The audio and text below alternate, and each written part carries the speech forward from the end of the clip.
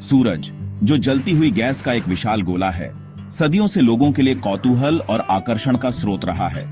यह एक अद्वितीय तारा है जो हमारे जीवन के हर पहलू को प्रभावित करता है। यह हमारे सौरमंडल का केंद्र है जो हमारे ग्रह को रोशनी और गर्मी प्रदान करता है। इसके बिना पृथ्वी पर जीवन संभव नहीं होता। लेकिन क्या आपने कभी सोचा है कि सूरज कैसे जलता रहता है? यह सवाल वैज्ञानिकों और खगोलविदों के लिए भी एक रहस्य रहा है। क्या चीज इसे दिन ब दिन इतना चमकदार बनाती है? सूरज की चमक और ऊर्जा का स्रोत क्या है?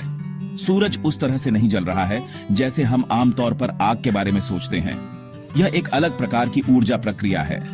यहाँ कोई लकड़ी या कोयला नहीं जल रहा है। सूरज की ऊर्जा का स्रोत कुछ और ही है। इसके बजाय सूरज की ऊर्जा एक प्रक्रिया से आती है जिसे परमाणु संलयन कहा जाता है, जो इसके मूल में गहराई से होती है। इस प्रक्रिया में हाइड्रोजन परमाणु मिलकर हीलियम बनाते हैं। यही प्रक्रिया है जो सूरज को चमकती है और उसे जीवन देती है। यह एक निरंतर चलने वाली प्रक्रिया है जो अरबों सालों से जारी है और आगे भी जारी रहेगी। परमाणु संलयन को समझने के लिए हमें पहले यह जानना होगा कि सूरज किस चीज से बना है।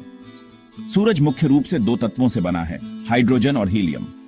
हाइड्रोजन सबसे सरल और सबसे हल्का तत्व सूर्य के द्रव्यमान का लगभग 70% बनाता है। हीलियम दूसरा सबसे हल्का तत्व लगभग 28% है। यह तत्व सूर्य के क्रोड के भीतर एक प्लाज्मा अवस्था में मौजूद है, जहां तापमान 15 मिलियन डिग्री सेल्सियस तक पहुंच जाता है। इन अत्यधिक तापमानों पर हाइड्रोजन परमाणुओं को उनके इलेक्ट्रॉनों से हटा दिया जाता है, जिससे आवेशित कणों का समुद्र बन जाता है। यह गर्म घना प्लाज्मा वह जगह है जहां परमाणु संलयन का जादू होता है। परमाणु संलयन हल्के परमाणु नाभिकों को भारी में मिलाने की प्रक्रिया है। इस प्रक्रिया में भारी मात्रा में ऊर्जा निकलती है।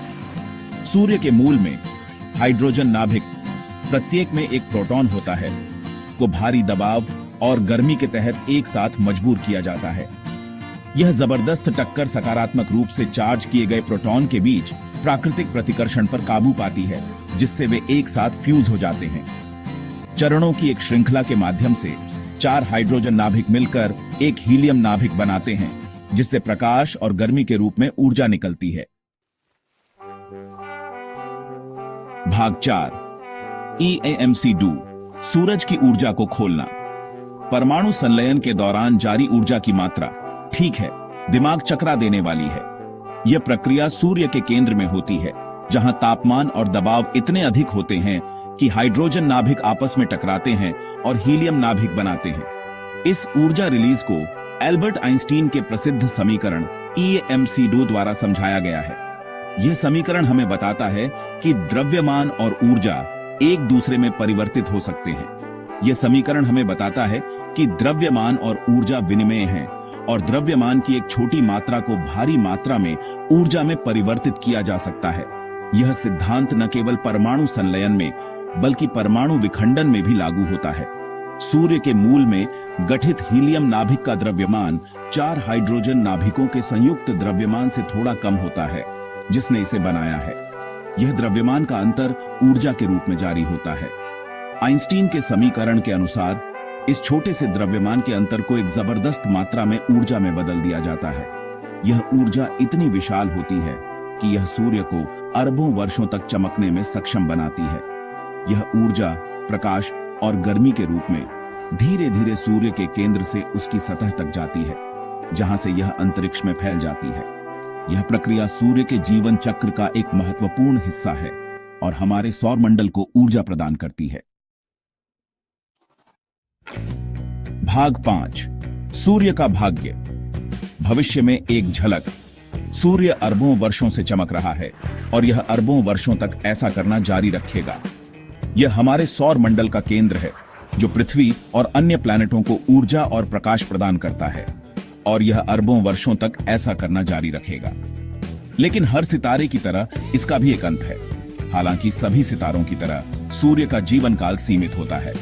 यह एक प्राकृतिक प्रक्रिया है जो हर तारे के साथ होती है। जैसे जैसे सूर्य हाइड्रोजन को हीलियम में मिलाता रहता है, यह धीरे धीरे अपने ईंधन भंडार को खत्म कर देता है। यह प्रक्रिया लाखों वर्षों तक चलती रहती है। यह धीरे धीरे अपने ईंधन भंडार को खत्म कर देता है और जब यह ईंधन समाप्त हो जाता है तो सूर्य में बड़े बदलाव आने लगते हैं। लगभग 5 अरब वर्षों में सूर्य अपने मूल में हाइड्रोजन ईंधन को समाप्त कर देगा। यह एक महत्वपूर्ण मोड़ होगा। इस बिंदु पर यह परिवर्तनों की एक श्रृंखला से गुजरेगा जो इसे एक नए रूप में बदल देगा।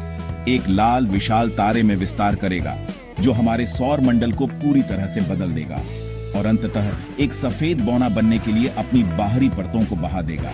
यह एक नया और स्थिर चरण होगा, लेकिन तब तक हम निश्चिंत हो सकते हैं कि हमारा सूर्य हमें प्रकाश, गर्मी और जीवन प्रदान करते हुए चमकता रहेगा। यह हमारे अस्तित्व के लिए अनिवार्य है।